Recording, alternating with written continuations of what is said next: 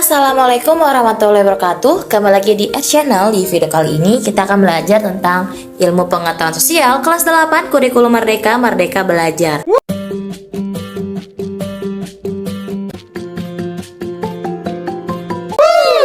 Di video kali ini kita akan belajar tentang pembangunan perekonomian Indonesia. Subbab materi yaitu perdagangan internasional dan kerjasama ekonomi antar negara. Pengertian perdagangan internasional. Perdagangan internasional atau perdagangan antar negara adalah suatu proses tukar-menukar atau jual-beli barang dan jasa yang terjadi antara dua negara atau lebih. Perdagangan internasional dapat terjadi karena adanya perbedaan keunggulan komparatif antar negara. Dalam aktivitas perdagangan antar negara dikenal istilah ekspor dan impor. Ekspor adalah kegiatan menjual barang dan jasa dari dalam negeri ke luar negeri. Impor adalah kegiatan membeli barang dan jasa dari luar negeri. B. Cara transaksi perdagangan internasional. Pembeli dan penjual melakukan negosiasi terkait harga barang dan jasa. Setelah itu menyepakati cara dan metode untuk melakukan pembayaran. 1. Pembayaran di muka atau advance payment. Pembayaran uang muka terjadi ketika importir membayar eksportir sebelum barang dikirim. Metode ini digunakan ketika kelayakan kredit importir tidak diketahui eksportir atau ketika barang dikirim. Dalam metode ini diperlukan kontrak bisnis dengan klausal untuk melindungi dan menjamin kepentingan pembeli. 2. Letter of credit merupakan jaminan pembayaran bersyarat dari bank importir untuk barang yang dikirim oleh eksportir. Letter of credit diterbitkan oleh pihak bank di negara importir. Bank tersebut menyetujui dan membayar wesel yang ditarik oleh eksportir barang. 3. Wesel inkasso dengan kondisi dokumen against payment dan dokumen against acceptance. Wesel inkasso merupakan pengiriman dan penagihan dokumen ekspor oleh eksportir kepada importir dengan menggunakan jasa bank. Eksportir mengapalkan barang-barang yang diekspor dan baru dapat dikeluarkan setelah importir melakukan pembayaran. 4. Perhitungan kemudian atau open account. Pembayaran pada perhitungan kemudian terjadi setelah barang diproduksi dan dikirimkan oleh penjual. Pembayaran dapat jatuh tempo 30, 60, atau 90 hari setelah pengiriman. Cara pembayaran ini terjadi jika pembeli layak kredit. 5. Konsinyasi. Eksportir mengirimkan barang dagangan kepada importir dengan jangka waktu pembayaran sesuai dengan penjualan.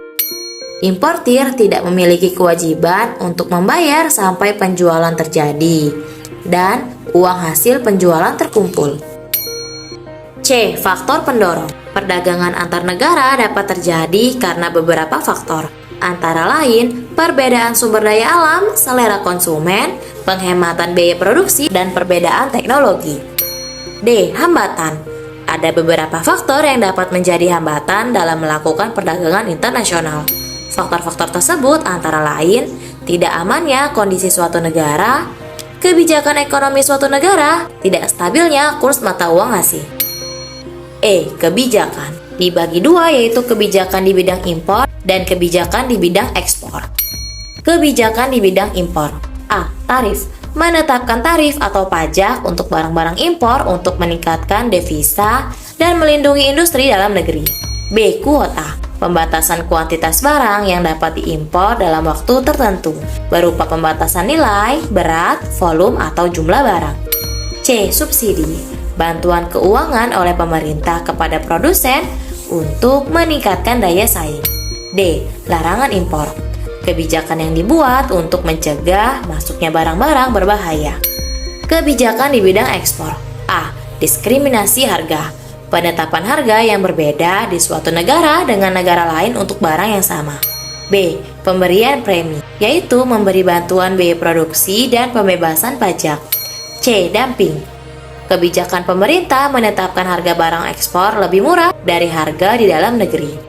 D. Politik dagang bebas, yaitu kebijakan masing-masing pemerintah dalam kebebasan ekspor impor. E. Larangan ekspor. Melarang ekspor barang-barang tertentu ke luar negeri. dengan alasan ekonomi, politik, dan sosial budaya. F. Manfaat perdagangan internasional, yaitu mendapatkan visa, memperluas kesempatan kerja, menstabilkan harga, meningkatkan kualitas konsumsi, dan mempercepat ahli teknologi. 2. Kerjasama ekonomi antar negara. Pengertiannya, kerjasama ekonomi internasional adalah kerjasama yang saling menguntungkan di bidang ekonomi dilakukan satu negara dengan negara lain. Kerjasama ekonomi internasional mencakup perdagangan internasional barang dan jasa, pertukaran sarana atau faktor produksi, dan hubungan utang piutang yang timbul akibat perdagangan internasional, dan pertukaran sarana atau faktor produksi. Tujuannya, berikut ini adalah beberapa tujuan dari kerjasama ekonomi antar negara, yaitu membebaskan negara-negara dunia dari kemiskinan, kelaparan, dan kebodohan, membebaskan negara-negara dari keterbelakangan ekonomi, memajukan perdagangan internasional melalui badan-badan kerjasama ekonomi, dan memajukan pembangunan di negara-negara yang sedang berkembang. C. Peran Indonesia dalam kerjasama ekonomi antar negara. Peran Indonesia dalam kerjasama ekonomi antara lain sebagai berikut. 1. Sebagai pelopor dan pendiri organisasi kerjasama ekonomi antar negara. Hal ini terlihat antara lain pada pembentukan Asia Pacific Economic Cooperation pada tahun 1989 dan ASEAN Free Trade Area pada tahun 1992.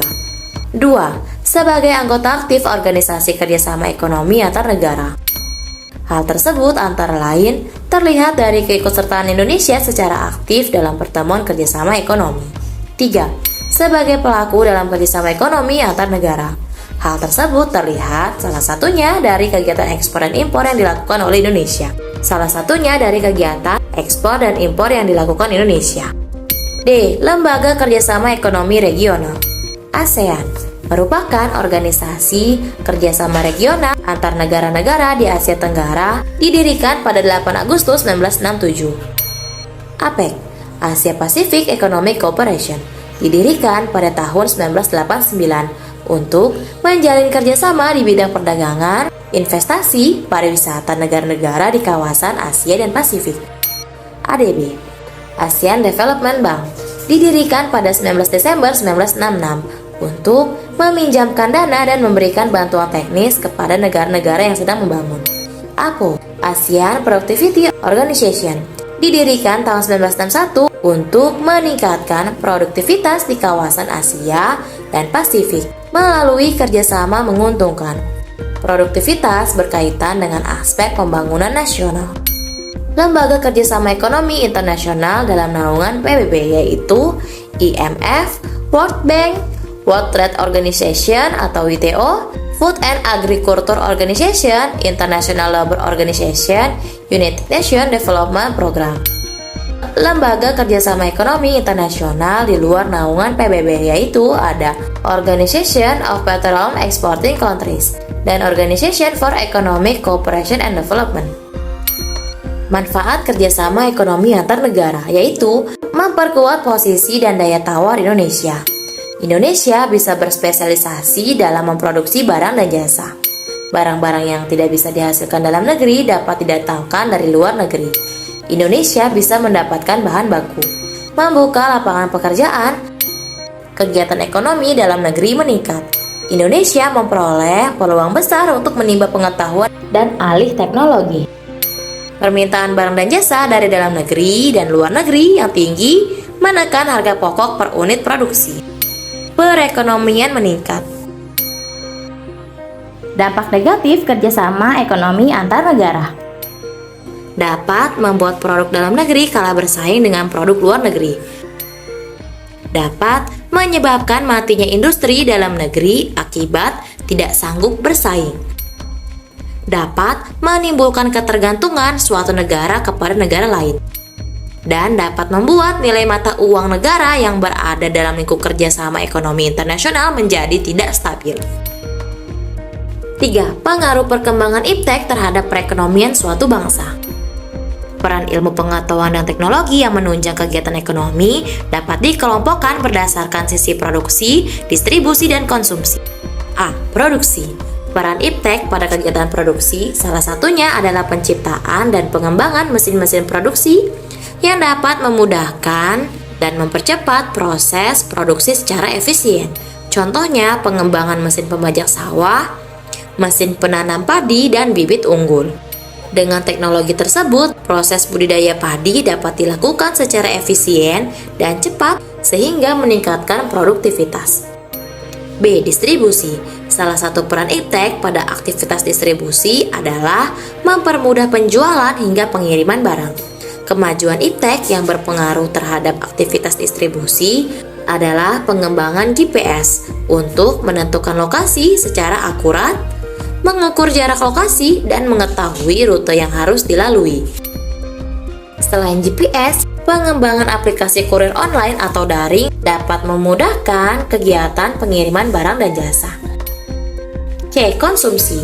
Contoh peran iptek pada aktivitas konsumsi adalah pengembangan teknologi, pembelian barang dan jasa secara daring.